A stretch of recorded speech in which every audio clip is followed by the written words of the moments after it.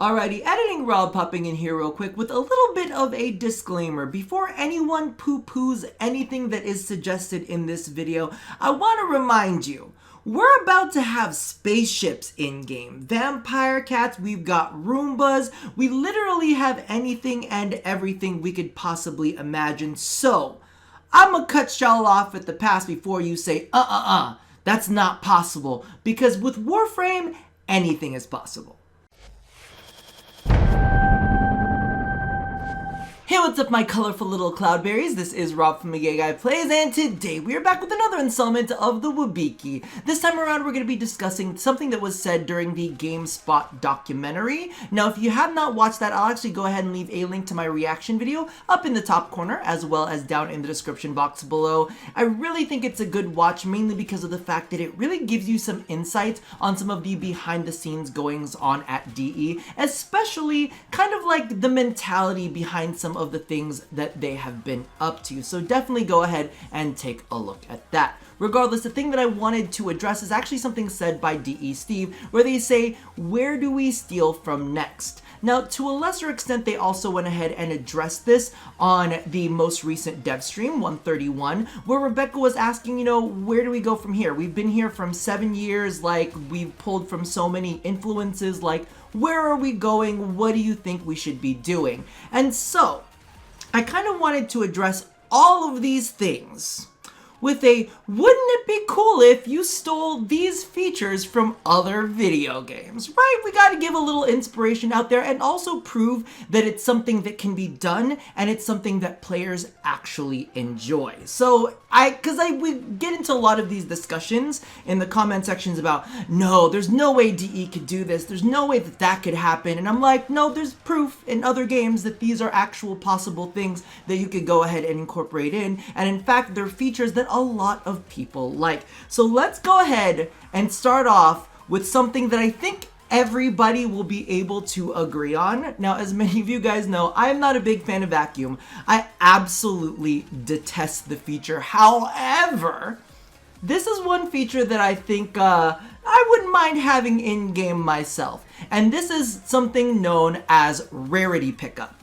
Now, in Anthem, and I know that's already a trigger word for some people, just, listen, pipe down a little bit. It's actually a pretty fucking good game. Whether you've played it, whether you agree or not, I've had a lot of fun in it. But they have something called Rarity Pickup, where if it is a certain level of rarity, it will end up at your end screen when you go ahead and exit the zone, or whenever you go ahead and exit the mission. You're just automatically given every single item that is, I believe, it's epic or above or something along those lines, and it's just tossed into your inventory. Now, in my head, when I think about this, why couldn't that be implemented into Warframe? Because of the fact that there's a lot of people that are really, really worried about missing out on rare mods or rare resources that they need to craft things. They just want to make sure that they have all of the little bits and bobs, and then it doesn't fuck up with my energy management. I'm just saying. Listen, you can have all of your resources, you can have all of your pickups, and it won't infringe on my gameplay whatsoever, and I'll probably end up walking away with some few new resources as well. Now, in other games, there's also a feature that is very similar as well, which is called group pickup, and I think that this is really, really cool, especially because of the fact that sometimes we get into these extended missions and you have teammates that are like halfway across the map. But basically what happens is if someone in the group picks up that item, they pick up that item for everybody in the group. You know what I mean? So it's kind of like now you don't have to worry about that guy who's like running around halfway across the map and they end up getting like a rare drop for a mod that you absolutely have been dying to need, but they don't mark it. This way, they don't gotta touch a single goddamn thing, they pick it up and the entire group gets it. This is something that we've seen in other video games as well, and I think that it's a feature that a lot of people, in fact, I don't think that you could disagree that that would be a good feature to implement in Warframe, especially since there is no, backpack cap. You know what I mean? Like, there's no bank cap. It's just like we can hoard everything, which I quite enjoy. Now, moving along to another thing that is found in Anthem, so, keep keep your emotions down. Suppress them. Like so many men have in the past. I'm kidding. Feel your feels. Just feel them somewhere else. Especially if you're going to be mean about Anthem. But difficulty modes. So this was actually also found in Borderlands 3, and I'm sure that plenty of other games have them as well. I know that they had them in DMC 5, and also I believe in Doom, the latest version of Doom. It's been a while since I played that one. But legitimately, in Anthem, they have normal, hard. I think they might have even had easy. I don't know if it exists. Maybe I tuned that out. But they've also got Grandmaster 1, Grandmaster 2, and Grandmaster 3. And all of these basically increase the difficulty and also increase the rarity drops that are there. In Borderlands 3, we have Mayhem 1, Mayhem 2, Mayhem 3. And this one is a little bit interesting. I think that if DE wants to get creative, they can do something along these lines. But basically what Borderlands 3 has for each of those modes is basically they also have unique buffs and boons to enemies. So they make it difficult, but in a really randomized way. Sometimes there are also debuffs on you, so it makes you kind of like change up your playstyle at the same time. So they've also got a boost to rarity drops, just in case you guys needed to go ahead and have some incentive to play a little bit harder as well. So that's a great way, and that's already been implemented in these two other games. And one of them arguably did it on launch. Anthem might have had a rough launch, but yo, they did it. And Warframe for the last 5, 6, 7 years has not implemented anything like that. So I'm just putting it out there into the universe. And the one thing that I liked about Anthem in their Grandmaster tiering, and I know this is going to be like a really weird thing to say, but it really separates the player base in a really interesting way.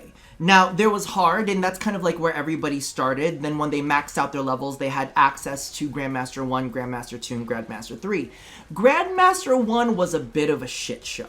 Grandmaster 1 was kind of like a proving ground where all of the people who came from hard were like, oh my god, I'm so good, I'm gonna try out Grandmaster 1. And then you saw some people really struggle because there are skill-based elements in the game that require you to like know what you're doing, require you to take cover, require you to watch your timers, require you to combo with either other teammates or combo with your own abilities. So not knowing how to do that and going into Grandmaster 1 would tend to fuck some people up. So when you got into Grandmaster 2, everybody that was shitty in Grandmaster 1 either stayed in Grandmaster 1 and tried to improve their skill, but when you got into Grandmaster 2 and you got into public matches, everything was just smooth.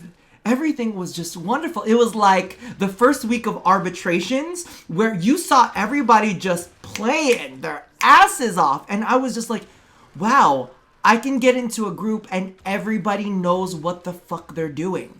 I don't have to sit here and I don't have to like res somebody every 5 minutes. I don't have to worry about someone like just completely going off on their own. And like Grandmaster 2 was kind of like this weird magical thing where everybody would find each other because everybody knew that they would have to work as a team to kill everything effectively and efficiently.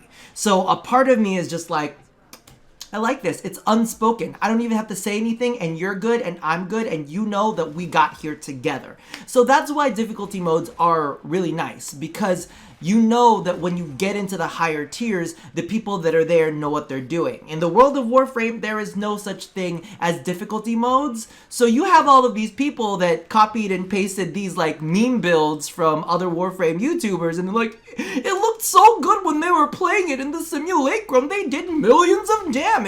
And then they realized that they did millions of damage to like one enemy, and they like slowed down the screen just to show you how big the number is. And then you realize that killing one enemy one time is different from killing hordes of enemies in an efficient amount of time. Just saying. So that is definitely a big one. The next one kind of goes hand in hand with that. It's called mastery gating. And this was actually something that I found in Monster Hunter World. So there are different tiers of play in Monster Hunter World, and the big goal was to get to tempered enemies. And the thing is, I believe there's maybe even G rank that's like above that. I haven't gotten there yet. I need to get there. But legitimately what basically happened is you would have to level up to a certain point. Then they would give you a quest and you would have to complete this quest. Now the thing about this is you would have to fight one of these tempered enemies. And in the first case, it's 2. But basically what happens is you would have to basically prove that you could fight a tempered enemy. And it would basically say, hey, yo, if you can't beat this quest, maybe you shouldn't be fighting tempered enemies. Maybe you should just, you know, go back, like, learn how to play a little bit more, get your, you know, get your rhythm, get it all together, and then come back and try again. But basically for the first quest, and oh my god, these quests were not easy quests, all right? The first one was Basilgeist. Now, for those of you guys who don't know what Basilgeist is, never played Monster Hunter World, it's basically this fucking annoying flying dragon bird thing. He's known as Beetlejuice and also the B-52 because literally he would just fly over the battlefield and bomb your ass. And then sometimes it wouldn't even be bombs. He'd just leave them down on the ground and then he would face plant into them and like dive bomb on you and all of these explosions would go off. And they had to fight an upgraded version of that. But not one. Y'all had to fight 2. You had to fight 2 because Monster Hunter World was not playing around. They were like, hey, guess what? You really want to fight these tempered enemies? You better be tempered skill level if you want to take them on. And then the next one, which is really funny because you had to fight 2 creatures in there. You had to fight a legendary, oh my god, I forgot what it was. It's this, it looked like a unicorn. It was an electric unicorn and I can never, it was a Kirin. Yes, I remembered it. It was a Kirin and you're like, oh, I had to fight 2 big ass dragons that set everything on fire. No, that Kirin was a fucking evil, fast, tiny hitbox little motherfucker. And it really gated out skill. And that's what I absolutely love about this type is because what ends up happening is players have to get better, they have to improve, they have to prove that they can move on to the next spot. And then it's not just like how we have in Warframe where it's just mastery ranks, where it's just grinding out weapons. This actually tests skill and competence, right? But at the same time, it also gives players a roadmap of how to progress to the next step. And it lets them know, maybe you're not ready for the next step yet. Or once you've beaten that boss, now you're ready for the next step. And it always feels like such an accomplishment. It feels like you've actually done something. I hate to say it, but in Warframe, mastery doesn't really feel like you've done anything except grind it. It's proved that you can get through a grind, and that's it. So with this type of like mastery gating, it forces you to prove yourself as a competent player as opposed to someone who was able to leech their way through 20 plus levels of mastery. Let's go ahead and move on to the next subject. I titled this in my outline as murder farming. Now here's the thing. DE loves to give us different options. And right now, they've actually done a fairly good job when it comes to farming for resources, but I wanted to take it to the next level. This was also something that you can find in Monster Hunter World, and to I guess that you wouldn't say lesser extent, but in Dauntless as well. So we've seen this recently, where you're able to kill one enemy, like one enemy that's a little bit tougher. Take out that enemy and you get the resources. Very similar to all of the environmental resources that you have in that area. Then you also get specialized resources from that creature in and of itself. Now we've seen this from Domas. We've also seen this from the spider fights in, or Valis. I think it's really, really cool. But the one thing that I have to say is you also have to give us multiple ways to kill it. Because if you've played Dauntless or Monster Hunter World before, you're very aware of the fact that sometimes you can break claws, you can break horns, you can cut off tails, and you get all of these special items that you can use to craft things. Now, that's I think another skill testing ability, right? Is, okay, we can't kill the Doma this one way. We have to kill it in a different way. There's like a spot in the back of the head or something like that, or you have to break off one of its bouncy legs, something along those lines, and it gives it replayability because legitimately, you have to get certain parts from certain body parts when you kill these creatures. So not only are you going to be able to get the standard resources from the environment, not only are you going to be able to get standing for the factions that are kind of like in that area, but also these unique parts that you'll be able to use to craft into weapons. And I think that that is a great way and another skill testing way, because as you can see, a lot of the things that I'm leaning heavily into is like skill-based gameplay that has a little touch of difficulty. And I think that that's something that they can expand on that would make the game a little bit more fun and a little bit more interesting, plus reduce the grind of just like zapping, what do you call this? Zapping stones. Don't get me wrong, I like zapping stones, but you know, fishing, not really the biggest fan of, and all of those like cracking like weird trees that you find out in the wild. I don't care. I don't care about that shit. Let me kill something. That's what I'm here for. Alright, so the next one we've talked about in a previous video, but I think it's really, really important to stress. Achievement unlocks. Now, this I actually pulled from Borderlands 3, but you can find this in a lot of different games. One of the best snipers in game is not something that you need to farm for. Technically, you kind of do, but you don't. It's basically going through and you need to finish all of these like hit list targets for one of the in-game characters. And basically what ends up happening is after you've completed all these mini quests, he'll actually give you potentially one of the most powerful snipers in game currently. He just emails it to you. He's like, you've achieved this, let me give this to you. Now, recently, somebody in the comments, just gonna bring it up, got a little white knighty, got a little cult baby-esque, and he was like, if you haven't finished all of the scanny quests, or if you haven't done all of the conservations, then clearly you don't know about the content in Warframe. I was like, listen, not all content is good content. But I'll tell you one thing, I will do that content if it gives me a worthwhile reward. If you're telling me that scanning up fishies and doing Curia is gonna do more than give me a little doll for my room, because y'all know I don't care about IKEA fashion frame, but if you're telling me that it gets me like what's called little Curia grenade or something along those lines, maybe some Curia fists, I'll go and fight somebody. If getting that fish gives me like a fish sword or a fish club that I can beat someone with, maybe I'll start scanning some shit. Because I am all about achieving things that matter. I have ground out every bit of focus there is. And I'm still sad. You can grind out every single focus school in the game, and you don't get a sigil.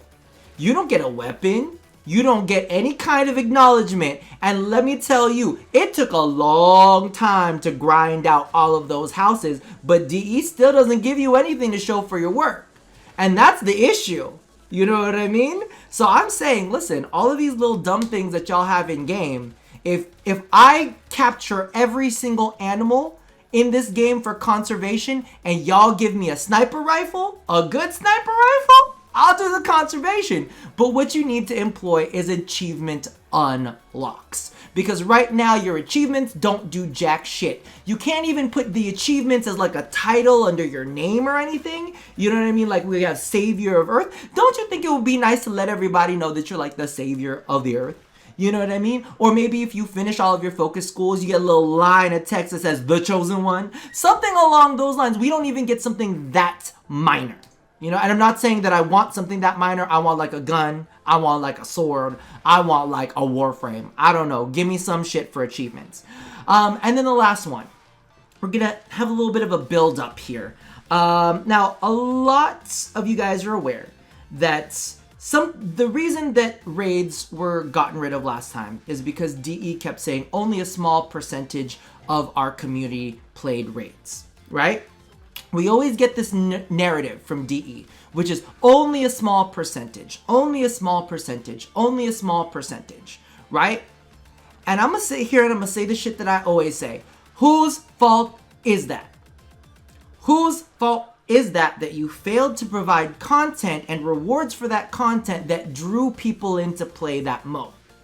Because from what I've seen from other games, plenty of other games, all right, is that they have raid things that everybody is working towards. And we always talk about the content drought, right? And they're like, well, you consume the content faster than they can put it out. Well, here's the thing.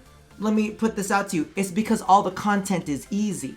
If you made content with difficulty, then it would take us longer to master that difficult content, keep us engaged for a longer period of time, and then maybe, because we're over here trying to get our raid strats together and trying to figure out how to get this done, then maybe we wouldn't have as much time to look around and realize there ain't nothing happening.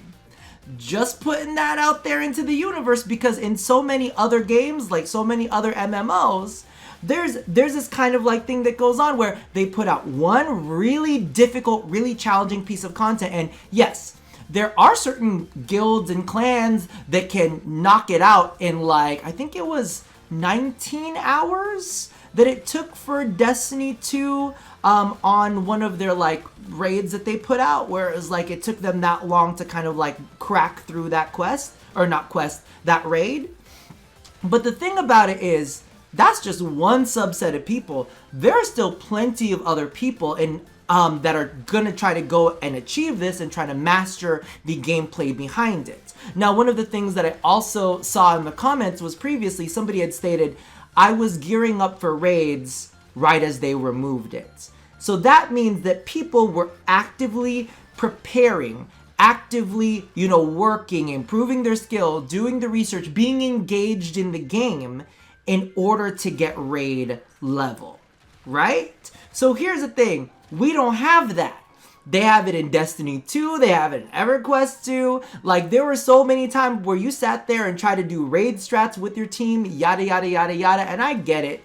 There are some Warframe players that do not have the time, so you know what I'm saying? We should do it like they did in Destiny 2 and EverQuest 2, where they were instanced. So what happened is you could go in one night, spend the night trying to figure out that first boss, right? And then, spend a couple other nights trying to master the next boss, and so on and so forth. So that way you have a whole week span to try to knock out these difficult targets. And listen, that allows you to like play and experiment with different kind of like strategies, like, maybe forcing us to use parkour in combat, maybe forcing us to go after weak spots, maybe even, and this was, I hated it, but I loved it in Destiny 2 because it gave you such a rush. There was one set of bosses, is it one set of bosses or one boss, where basically the whole thing was a damage measure.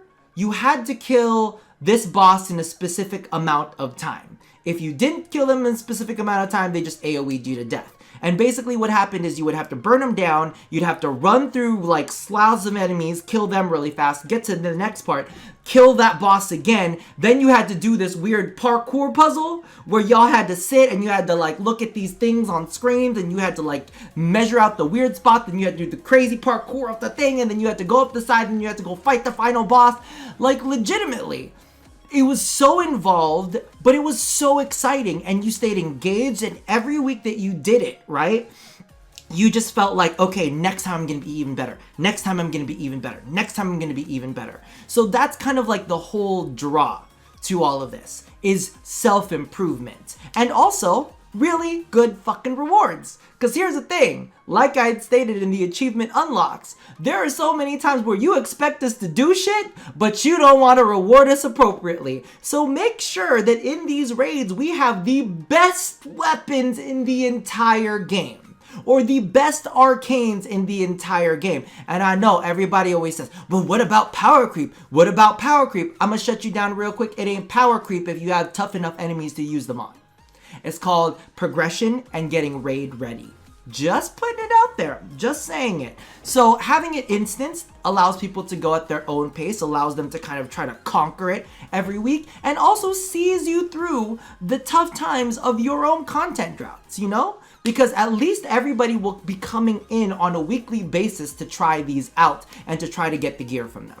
Regardless, that's all that I have from this ranty bit, these are features that I think that DE could totally steal from other games. Other games have proven that it can be done, and a lot of these games that I'm talking about are long-running games. Monster Hunter World has been around for a while. Destiny 2, dear Lord God, Destiny, that series has fucked over its players so goddamn much, but they still keep coming back because Destiny puts out the good content. Just putting that out there. And, you know, Borderlands 3, been around for like such a long time, highly lauded. Like, take the cues from these winners, alright? So that you don't become a loser.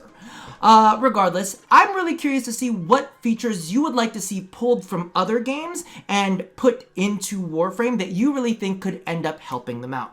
Regardless, this was very, very long-winded. I hope y'all enjoyed. Regardless, as always, love somebody, hurt nobody, and touch your body. I'll see you guys next time. Bye-bye!